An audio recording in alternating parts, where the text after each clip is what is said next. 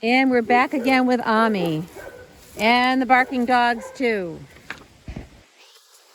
So I don't think I ever really explained the whole story of the Newfoundland pony from the beginning.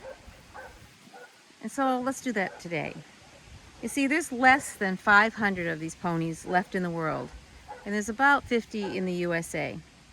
But every single pony is vitally important in the race to beat extinction for this unique breed, which is a land race. In a world where approximately 85,000 quarter horses and 30,000 thoroughbreds are registered every year, between 10 to 25 Newfoundland ponies are born annually globally. They are truly critically endangered and at no fault of their own. Overall worldwide population is a big thing for me, because when breeds are in danger, there's lots of reasons that they are. But this one here is truly critical because the overall number of ponies on this planet is only 500, and that's come up. So what happened to them? So they were a work pony, and they were very important to the people of Newfoundland when they settled the island. Over time, with the advent of tractors, snowmobiles, cars, trucks, etc., they didn't have any use for the ponies. And they became kind of a nuisance on the island. So the government said, you've got to fence in your ponies and let's geld, which means neutering, the stallions. We don't need all these, thousands of ponies running around the island, getting hit by cars, and just being an overall nuisance. But over time, no one could really afford to fence them and feed them themselves because the ponies foraged a lot for their food. It's a rock. Newfoundland is a big rock in the middle of the ocean. And they learned how to survive on what there was available to eat. So people got smart on the mainland, and they came over and started rounding up and loading 30 to 50 ponies at a time onto a truck.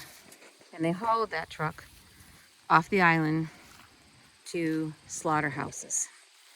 Many people thought that they were going to good homes, but some people knew where they were going. Before too long, they went from thousands of ponies to less than 100. And these ponies, as willing and gentle and trusting as they are, I know they walked willingly on their trucks. So while we're still battling horse slaughter today, this is a breed that was nearly annihilated by it. So our focus is on true preservation. This is an ancient breed, pretty primitive, and it carries unadulterated genetics of its mountain and moorland British Isles ancestors from hundreds of years ago. In other words, the Newfoundland pony is a walking genetic time capsule, a culmination of very old breeds who have since been purposely altered for one human preference or another and changed forever. In that process, because humans are only able to make changes that are measurable and not able to measure things like temperament and health and being able to survive a biologic or environmental disaster, gene pools were weakened and desirable traits were lost in a lot of breeds, but not with this pony. So why Newfoundland ponies? Why are we breeding? This pony has no genetic disorders whatsoever. Seriously, look out there and find me a breed that can say that. There's very few. I could probably count on one hand. There's one of equine breed that has no genetic problems. So due to breed improvement programs, which do just the opposite, essentially over time, people are throwing out the baby with the bathwater. And the first thing to go is their health and temperament. The Newfoundland pony has never been changed. It is as it is, and always was. And it offers, as such, a one-of-a-kind window to the past. So we are seeing here essentially how horses used to be long ago, healthy and sane. And it's truly a privilege, in my opinion, to be able to experience this. Never ever have I known an animal with a mind like theirs. We call them a partner breed for a reason. They are born joined with humans. They are willing to learn anything on the spot. Their temperament is incredible. And you know what the biggest thing is that took me 8 years to get used to? They really don't spook. They think first.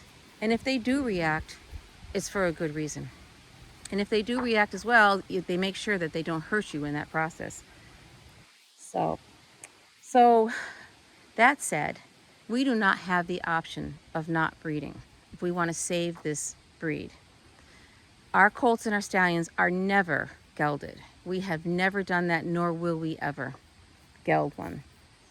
Their genetic package for each one is crucial to pass down to the future generations. The same goes for the mares. They really need to be bred. It really isn't an option, and that is not always the easiest thing to deal with.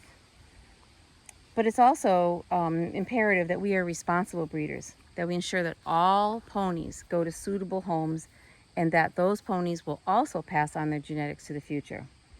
One of the Conservancy's roles is providing an umbrella of protection for every pony, because when life happens, and when it does, they often need a place to fall back, and we are here for that.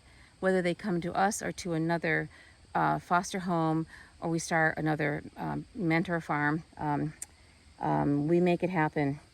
At the same time, we educate, always. So it's really cool to be living with animals that think before they react. It's really hard to get used to. I didn't trust them, like I said, for 8 years. I always expected a normal horse reaction to things that were normally scary to horses that I've ever been around in the past. So we're getting a little close up here. So everything you know, no modern training techniques are needed. And in fact, that can have a negative effect on the pony. Running them around in a circle in a round pen, well, they're already your pal. So sometimes they think you're crazy, and it does just the opposite of what you want to do. It turns them away from you. So everything you know about horses does not apply to the Newfoundland pony. Less is more, and all we need to do is listen to the pony and learn. Desensitization is never needed. I have to be awful and say this, that I laugh when I see people saying that, oh, they desensitized this Newfoundland pony. It's the other way around, really, that we have to become desensitized to what we know of other breeds. They're trusting, they're smart, they're sane, they think, and they, like I said, if they do spook, it's for a really good reason. It's not because a blue tarp made a sound as they walked by, or just a cat or something stepped out in their path, or they just don't do it. It's really weird to get used to. So less is more. It really is more with these ponies. And Ammy, I wish you would put that away. Okay, so he's showing off. I'm sorry, we'll go this way. So in the big picture, there's another aspect to this. In the big picture, breeding healthy, sane, versatile breeds, such as this pony breeds, who are suitable for any situation, is in the best interest of animal welfare. Just imagine if all horses were this way, healthy and sane, willing and kind. With any luck, there would be less suffering from cruel genetic disorders, illness, and they'd be spared a life from going from owner to owner and trainer to trainer to fix their inherent issues.